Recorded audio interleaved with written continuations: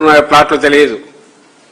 మనకు వచ్చిన సమాచారం ప్రకారం 600 ఎకరాల పైన చెరువుల్లో ఉన్నాయండి ప్లాట్లు ఇచ్చినవి.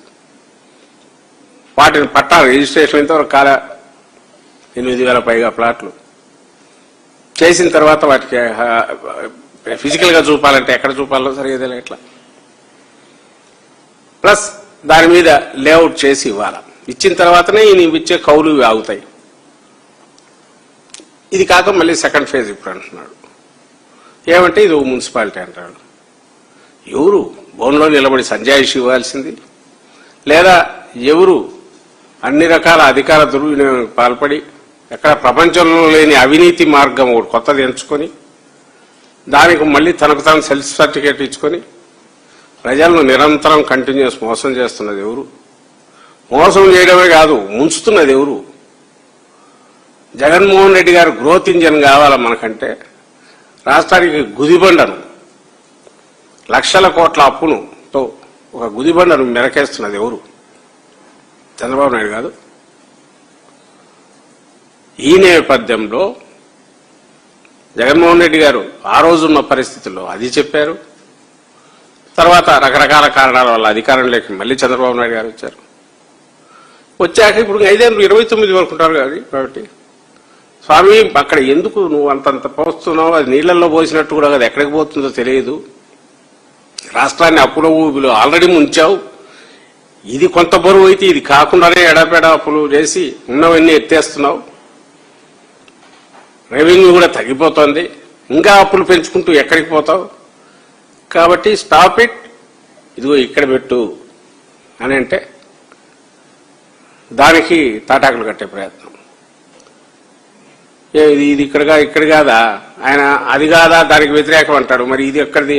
విజయవాడ, గుంటూరు, మచిలీపట్నం అది ఈ ప్రాంతమే కదా. ఏం జగన్మోహన్ రెడ్డి గారు కడపలో పెట్టమన్నారా, అనంతపురంలో పెట్టమన్నారా, లేదంటే రాయలసీమలో పెట్టమన్నారు? నేను ఆయన మాటలోనే ఆయనే చెప్పారు. నాకు అట్టాట ఆలోచన ఉంటే సంకుచితంగా ఆలోచించేవాడిని అయితే నేను అది చేసేవాడిని కదా అని. ఆయన ఆలోచించలేదు కాబట్టి నువ్వు ఎట్లాగూ మాట వినేట్లేవు, ముంచొద్దుగా, ఇక్కడికి ముంచింది చాలు. ఇప్పటికే 47,000 కోట్లు కమిటెడ్ లోన్ ఏదో ఇదైనట్టుంది. ఏదో రకంగా అది రాబడతావు 2 ఏళ్లలో.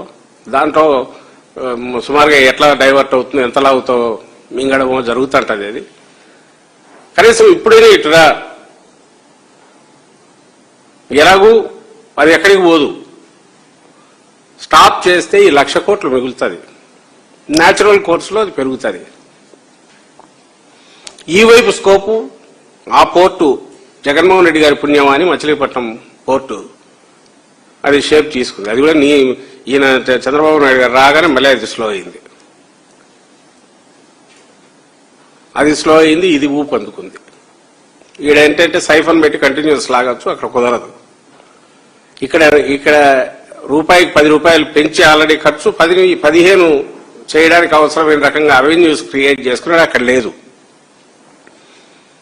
సో దాన్ని వదిలేశాడు. ప్లస్ జగన్మోహన్ రెడ్డి గారి పేరు వస్తుంది. సో పోర్ట్ ఎక్కడ ఉంది, కోస్టు అండ్ అది ఇది మొత్తం పెద్ద కారిడార్ అవుతుంది. Declare it is a capital అన్నాడు. ఈరోజు కాదు, నిన్న ఏదో ఈయన చట్టబద్ధత తెస్తున్నాడనే దేంతో ఉడిక్కిపడేవాళ్ళ జగన్మోహన్ రెడ్డి గారు. మీకు అందరికి గుర్తుండే ఉంటుంది, ఎలక్షన్ల తర్వాత అందరూ ఇదే క్వశ్చన్ వేస్తే సరే దట్ హ్యాపెన్. కనీసం ఇప్పుడు ఈ ప్లాన్ బి కింద ఇదన్నా చేయమనండి, అప్పు తప్పుతుంది. రాష్ట్రం చేయాల్సిన పనులు చాలా ఉన్నాయి.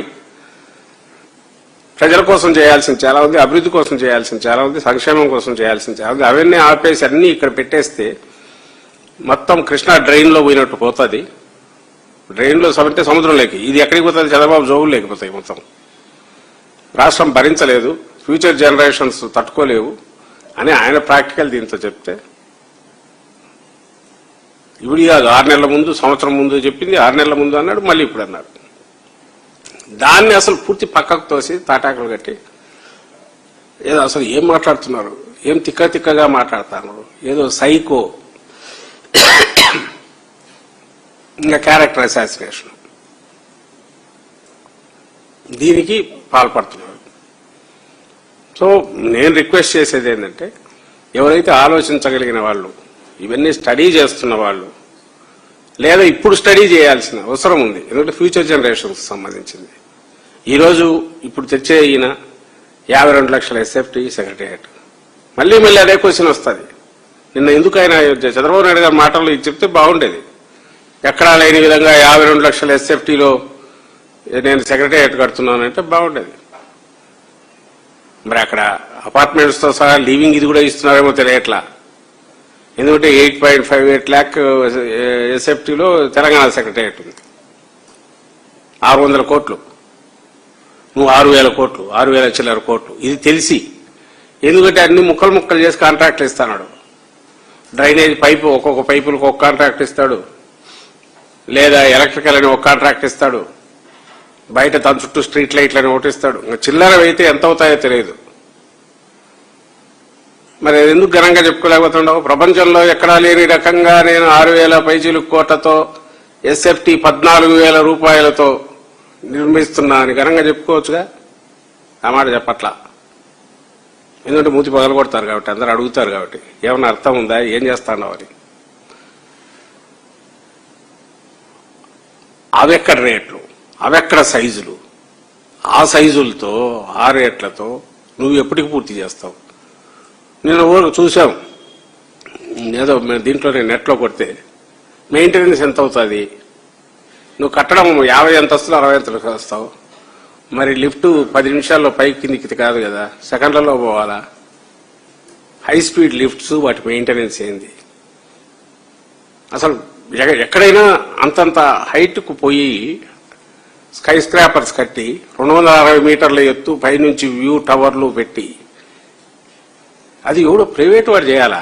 నువ్వు స్థలం ఇచ్చి ఏదో ప్రైవేట్ వాడు చేయమని అదంటే అర్థం ఉంటుంది. దాంట్లో వచ్చే రెవెన్యూలు నాకు ఇవ్వమంటే అర్థం ఉంటుంది. దాన్ని ఎవరు తప్పట్రు. నువ్వు ప్రభుత్వం డబ్బు పెట్టి ఆన్సర్ లేదు.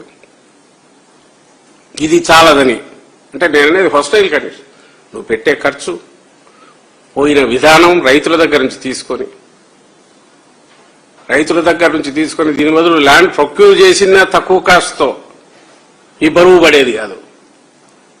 ఇప్పుడు ఆ లేఅవుట్ల ఇన్ఫ్రాస్ట్రక్చర్కే ఈయన చేస్తే గీస్తే దానికే 1000 కోట్లలో ఖర్చు అవుతుంది.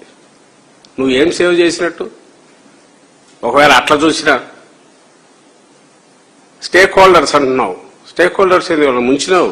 పిల్లల పెళ్లిళ్ళు కాబట్టి వాళ్ళకు ఏదైనా ఆస్తి అమ్మి ఏదైనా చేయాలనుకుంటే కుదరట్లా. నువ్వు ఇచ్చే సంవత్సరానికి ఇచ్చే దాన్ని తీసుకొని ఇచ్చేయాల్సి వస్తుంది. రెండవది సాయిల్ కండిషన్స్. 3 అక్కడ నీళ్లు ఎత్తిపోయడానికి ఖర్చు. నీళ్లు ఎత్తిపోయడానికి కొండవీటి ఎత్తిపోతలు ఇవి పెట్టి వాటి నుంచి ఆ నీళ్ళని డైవర్ట్ చేసి దీంట్లో, ఎందుకంటే గ్రావిటీతో పోదు కాబట్టి వాటిని కృష్ణాలో కలపాలంటే మొత్తం అది 3,000 కోట్లు 4,000 కోట్లు అవుతుంది. నువ్వు ఇన్నాళ్ళు ఇచ్చిన యాన్యుటీ కానీ పెన్షన్లు కానీ, అలాగే ఈ ఎత్తిపోతలకు వీటికే 6,000-7,000 కోట్లు అవుతుంది. ఇది కాక స్ట్రీట్ లైట్లని బయట రోడ్లు వెంబడేస్తున్నాయి. మీరు ఎప్పుడన్నా చూడండి, చిన్న యాడ్స్ వస్తుంటాయి. 100 కోట్లు 20 కోట్లు 5 కోట్లు లెక్కలేవు. ఈ పెద్ద వాటి కూడా ఆర్టీఐ కింద కూడా ఆన్సర్ ఇవ్వట్లా. ట్రాన్స్పరెన్సీ అసలు లేదు. సో